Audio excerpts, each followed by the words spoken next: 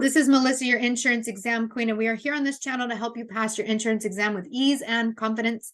This video is going to be about as an agent, your place of business, and then also keeping records.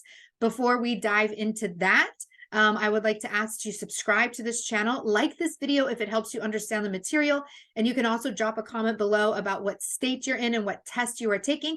I will give you an outline of what is most important and how I can best support you to secure your pass at our website, insuranceexamqueen.com.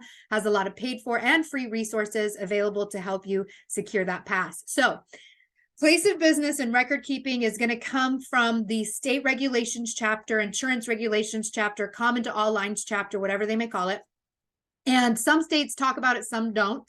So this might not necessarily be something that's tested for you, although record keeping generally is tested on everyone, but not every state gets into place of business. Now, just like with anything related to state regulations, you're going to need to check your state specific text to confirm any numbers, because this is a tested question. Who operates insurance? It is a state-run operation. It is not the president. It is not Congress. It is state-run. And so every state gets to make their own rules and their own laws, and you must study your state-specific material to know exactly what your state numbers are. And you're going to find that in your state-approved course, like Excel, Kaplan, 80 Bank, or whoever you may have.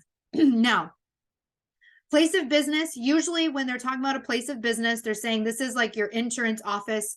Things that they commonly ask about is that your license needs to be on display at your place of business, and that your place of business is also where you keep your records, and that your place of business is where the public is able to come in and interact with you.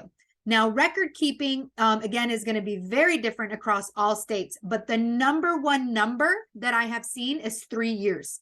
So what this is saying is that you need to keep records of any policies that you sell for at least 3 years at your place of business. Now, again, it could be different. It could be 5 years. Some policies, like sometimes I've seen long-term care, say you have to keep it for at least 5 years. So it just depends on the type of policy that you're selling and your state. But the most common answer for record keeping is 3 years. So again, place of business is where you're doing business, where the customers are able to come in. You have to have your license on display. And it's where you keep your records. And then there's a requirement for how long you keep your records.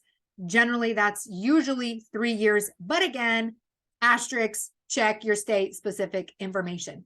So again, this is Melissa, your insurance exam queen. I am sending you all the loves and all the vibes to pass your exam. Have an amazing day.